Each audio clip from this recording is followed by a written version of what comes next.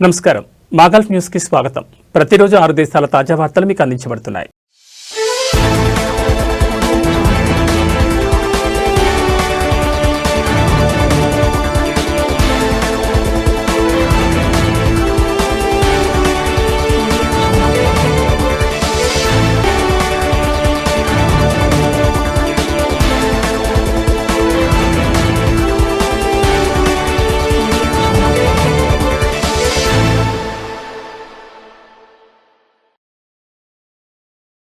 భారత దర్యాప్తు సంస్థ సిబిఐ, అమెరికాకు చెందిన ఎఫ్బిఐలతో పాటు యునైటెడ్ కింగ్డమ్, కువైట్, ఐర్లాండ్ మరియు సింగపూర్లకు చెందిన నేర దర్యాప్తు సంస్థల సహకారంతో భారీ అంతర్జాతీయ సైబర్ ఫ్రాడ్ నెట్వర్క్ను ఛేదించాయి.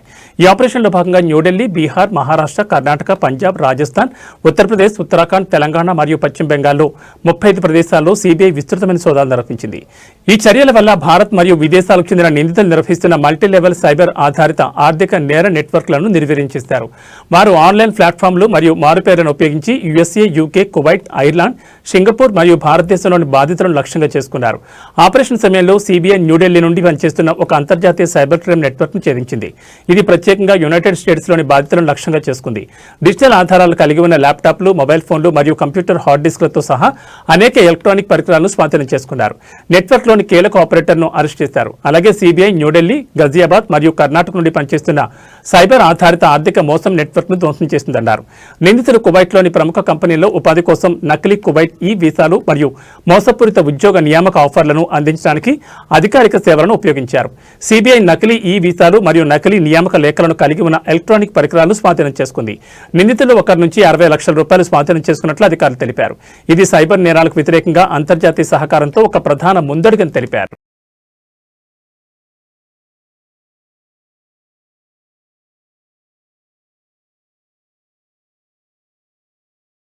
బిగ్ టికెట్ అబుదాబి లైవ్ డ్రాలో భారత ప్రవాసుడు 20 మిలియన్ దిర్హాంలను గెలుచుకున్నారు. ఒమన్ రాజధాని మస్కట్లో రిటైల్ రంగంలో పనిచేస్తున్న భారతీయ ప్రవాసీ శాంతలు షిట్టిగర్ జనవరి 20న టికెట్ నంబర్ 305810ను విజేతగా నిలిచారు. మరొక స్నేహితుడితో కలిసి టికెట్ కొనుగోలు చేసినట్లు, చెరో 10 మిలియన్ దిర్హాంలు పంచుకున్నట్లు షెట్టిగర్ పేర్కొన్నాడు. 1 మిలియన్ దిర్హాంల 5 కన్సలేషన్ బహుమతులు కూడా ప్రకటించారు. ఇండియాకు చెందిన జెన్సీ రూబా, దేశాన్ కున్షు, సంతోష్ కుమార్లతో పాటు శ్రీలంకకు చెందిన దొలాన్ మయూరా, బంగ్లాదేశ్ చెందిన మహ్మద్ అబూ సయ్యద్ తాజా డ్రాలో 1 మిలియన్ దిర్హాంల చొప్పున గెలుచుకున్నారు. వీరితో పాటు షార్జాలో నివసిస్తున్న ఒక బంగ్లాదేశీ ప్రవాసీ షాహిన్ మియా BMW X5 కారును గెలుచుకున్నాడు. భారత్ మరియు బంగ్లాదేశ్ చెందిన 4 ప్రవాసులు బిగ్ విన్ పోటీలో దిర్హాం 1,50,000 చొప్పున గెలుచుకున్నారు. విజేతల్లో ఒమన్లో నివసిస్తున్న భారతీయ ప్రవాసీ కౌశిక్ ఉదేశీ, డయానా ప్రిన్సీ ఉన్నారు.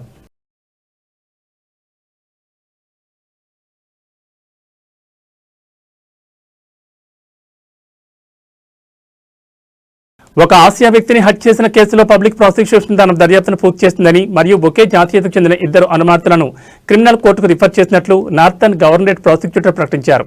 విచారణ ఫిబ్రవరి 9న హై క్రిమినల్ కోర్టు ముందు జరగనుంది. బుదయ్య ప్రాంతంలోని ఒక సందులో బాధితుడి మృతదేహాన్ని గుర్తించినట్లు నార్థన్ గవర్నరేట్ డైరెక్టరేట్ తెలిపింది. ఫిర్యాదు అందిన వెంటనే పబ్లిక్ ప్రాసిక్యూషన్ వెంటనే దర్యాప్తును ప్రారంభించింది. మరోవైపు నిందితులు నేరం చేసినట్లు అంగీకరించారు. 12 సంవత్సరాల క్రితం తమ స్వదేశంలో జరిగిన వివాదం ఈ దాడికి కారణమైందని, బంధువుపై ప్రతీకారంగా ఈ హత్యకు ప్రణాళిక వేసుకున్నట్లు వారు వెల్లడించారు. నిందితులు 2 నెలల పాటు బాధితుని వెంబడించి హత్య జరిగిన రోజు అతని ఇంటి సమీపంలో అతనిపై దాడి చేసి అనేక సార్లు పొడిచి చంపి పారిపోయారని బాధితులు తెలిపారు. ఆధారాలను సమీక్షించిన తర్వాత పబ్లిక్ ప్రాసిక్యూషన్ నిందితులిద్దరినీ కస్టడీలోనే ఉంచి విచారణ చేయాలని ఆదేశించింది.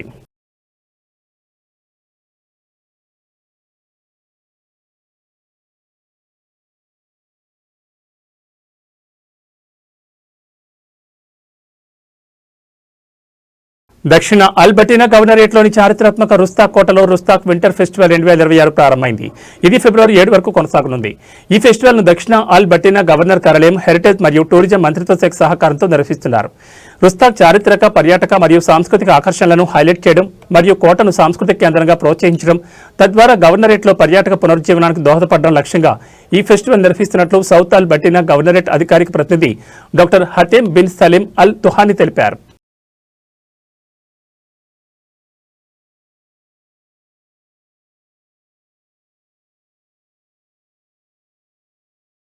రష్యా అధ్యక్షుడు వ్లాదిమిర్ పుతిన్తో క్రౌన్ ప్రిన్స్ మరియు ప్రధానమంత్రి మహమ్మద్ బిన్ సల్మాన్ ఫోన్ చేసి మాట్లాడారు. ఈ సందర్భంగా సౌదీ అరేబియా మరియు రష్యన్ ఫెడరేషన్ మధ్య ద్వైపాక్షిక సంబంధాలను, అలాగే సహకార రంగాలను, వాటికి మద్దతిచ్చే మరియు మరింత అభివృద్ధి చేసే మార్గాలను సమీక్షించారు. అలాగే ప్రాంతీయ మరియు అంతర్జాతీయ రంగాల్లో జరుగుతున్న తాజా పరిణామాలపై అలాగే పరస్పర ఆసక్తి ఉన్న అనేక అంశాలపై కూడా చర్చించారు. ఈ మేరకు క్రౌన్ ప్రిన్స్ అధికార కార్యాలయం ఒక ప్రకటనలో తెలిపింది.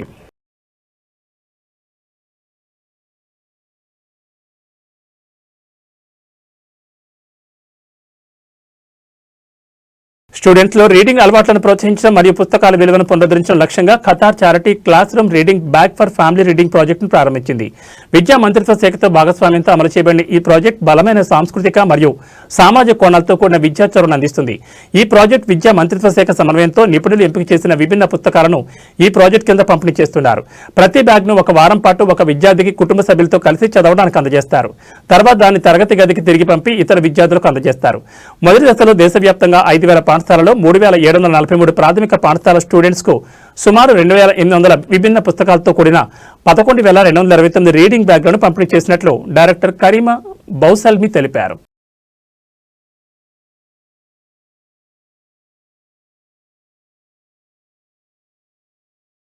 ఇవి మా గల్ఫ్ న్యూస్ విశేషాలు. మరో బులెటిన్లో మళ్ళీ కలుసుకుందాం. నమస్కారం.